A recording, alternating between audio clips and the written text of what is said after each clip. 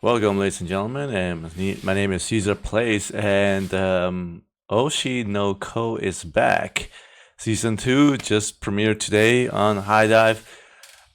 I got a notification yesterday, like from YouTube, the official like Oshi no Ko channel, with that they were going to premiere like the opening and ending, and I'm like, oh, cool, they're gonna show it to us before the anime drops. That's super cool. It was gonna premiere today, only to completely realize that I forgot that it was actually premiering today.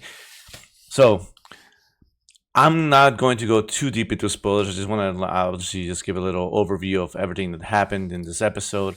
I apologize if I mispronounce names or characters or forget some characters or certain events that you do want that you wanted me to talk about. But I'm also a little bit of a time limit right now. I'm making this video very much on the fly. Let's get into it. Episode 1, Season 2. We got obviously a little introduction to the theater play that we got hinted at that we were gonna be seeing this season. The main stage, no pun intended, of this season is going to revolve around the play where Aqua is going to feature in. This is a very Aqua based episode, I want to say. Ruby shows up here and there just a little bit in the beginning, just to give a little bit of background of kind of like introducing us to reminding us what happened last season a little bit, certain little things, and where this season is starting at least off from. Standing right in front of Ice Grave, just basically talking to her, and in a way serves as a good narrative for us who probably forgot what happened the first season to be reminded of what the base of where we left off was.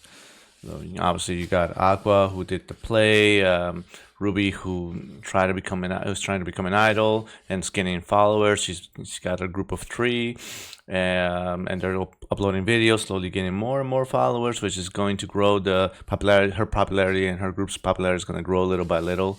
And then you also have obviously Aqua, who did the TV show, and which is very important too, which also gets emphasized in this episode, how she says that despite Aqua saying that he doesn't want to be an actor, he just keep taking acting roles on. Aqua makes it very clear in this episode as well that he's not here to because he loves acting. He's here for other means, which we, the viewers, know, but the people around him don't. And you get the waifus. You get Akane, you get Kana. No favoritism in which order I put those in. I'm not going to say which I prefer the most. That's for you guys to find out. But I feel like this episode wasn't anything outstanding, and by that I mean like it wasn't mind blowing. Animation wise, it was perfect. Like voice acting, music, presentation, everything was perfect, but it wasn't like a hit to the face episode. I'm going to say that it still kept the momentum that the previous season had, and that is keeping this consistent, very intriguing, very interesting storytelling. And I'm not saying it's a flaw. I'm not saying it's something negative or it's anything exceptional. I'm just saying that it's keeping this strong momentum. It's more of a compliment. I want to say that I like how it stays so consistent with how good it is. The dialogue is very well written, very interesting to look at. We get to see a little bit of behind the scenes based on the story of how theater works, which for someone like myself, who I've said this multiple times, who's into like photography, film, uh, video games, storytelling, manga, all that nerd stuff too, it is super intriguing for me to see this behind the scenes aspect of it, because a couple of these things I kind of already knew about, doing from research and from watching other videos, but like little story hints, well, not story hints, little parts of how during rehearsals, not everyone still has to do other stuff to survive. They still have to go to school or do their odd jobs or whatever, but they're making time to come to rehearsal to rehearse for this part. And let's not forget that all of these actors are like young children, and the little touch of like sometimes they have stand-ins come in to do their parts so that the other actors have someone to practice with the dynamics that they have to go through. That's like to me super cool.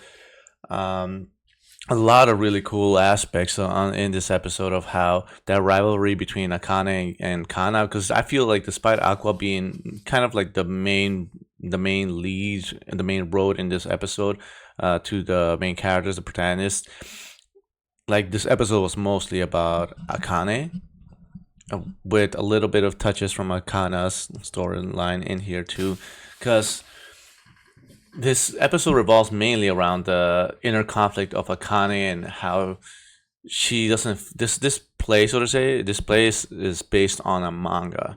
And as someone who's very vocally said many times in this channel how much I love Scott Pilgrim vs. the World, is probably my favorite movie of all time. This was super interesting to see how they have to adapt a manga into a stage play and take into consideration the fact that sometimes you have to speed things up. You got to make things like Scott Pilgrim vs. the World. You have to make like 5 volumes. What is it? How many? 6 volumes worth of stories. You have to turn it into a 1 hour movie, condense it and make it work and make it logical and make it function.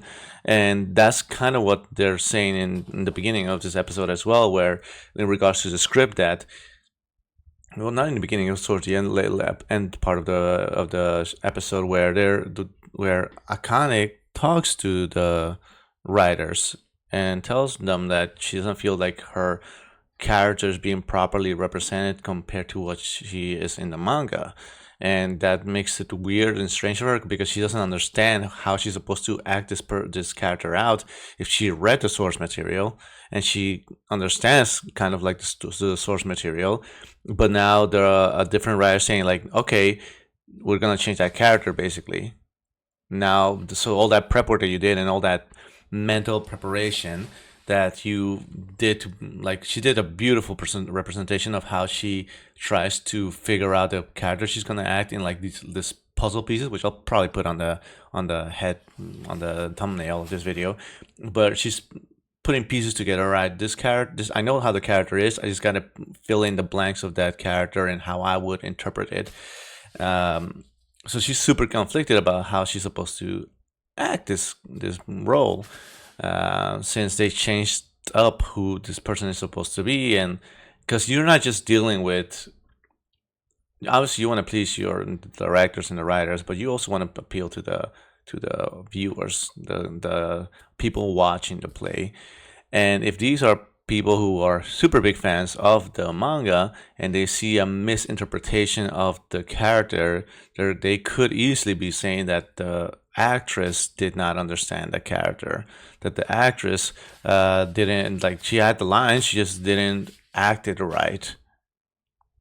And obviously some people will see past it and understand that also the script has something to do with it, but not everyone does.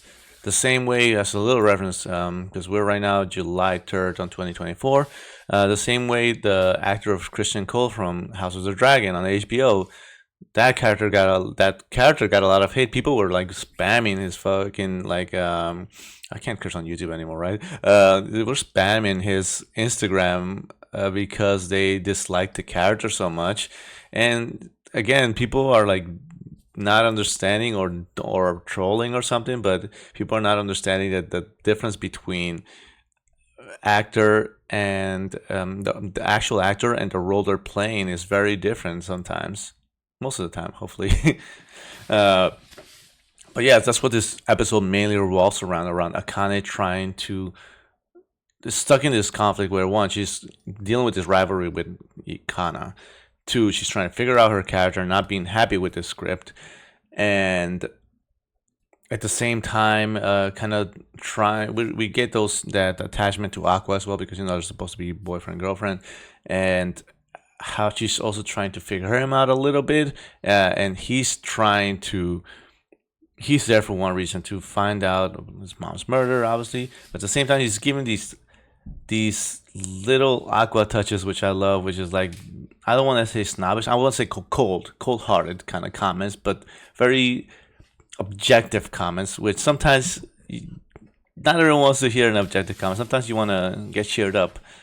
Sometimes you wanna. Sometimes you wanna just someone to just tell you, like, pat you on the back a little bit. Like I always tell this to people whenever we talk about like mental health as well. Sometimes you don't want advice from somebody. Sometimes you just want someone to listen to you.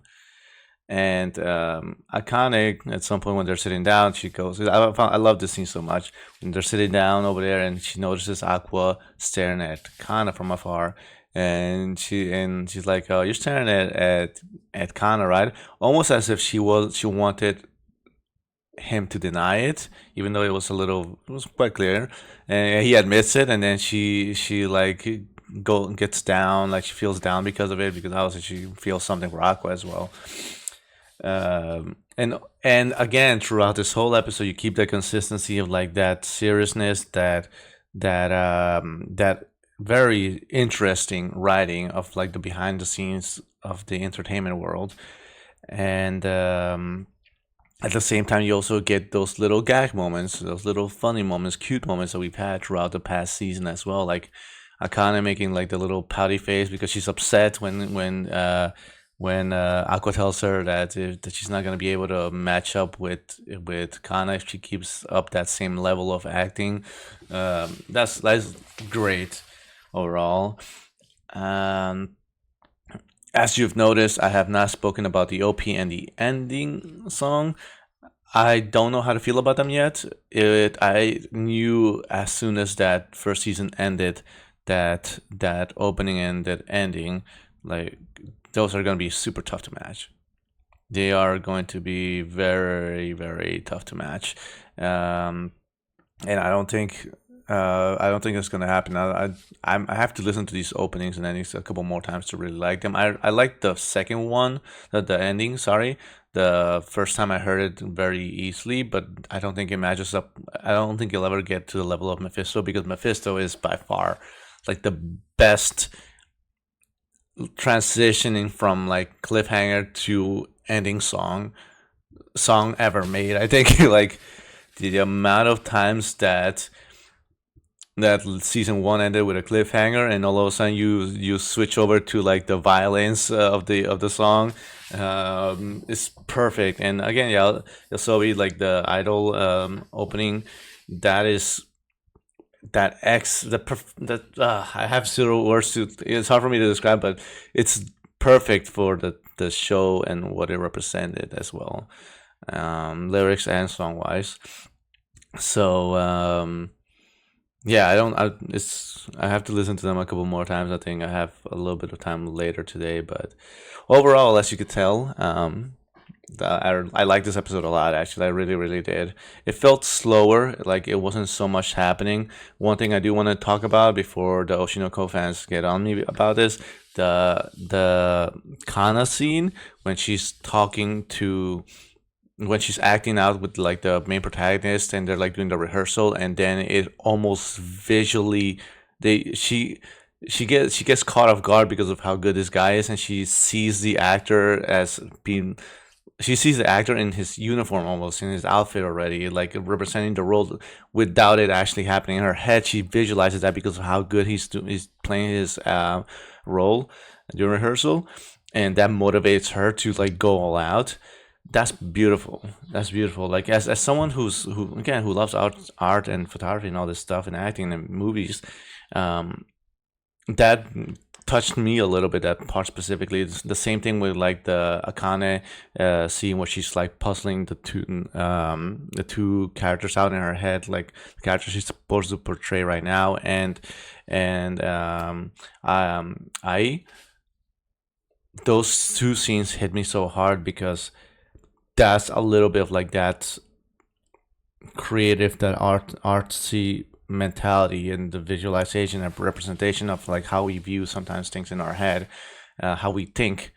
Uh, Sometimes you get so when you see someone or an actor portray their role so good, you see that character. You don't see the actor. You see that character.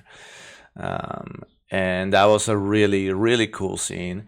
The puzzle thing, the puzzle part with Akane too. I also want to say one more thing about that. I'm dragging on these videos always way too long, and that is that they have, you can look it up if you don't want to watch the whole series, but there's a Wu-Tang show as well, musical rap group, the Wu-Tang Clan.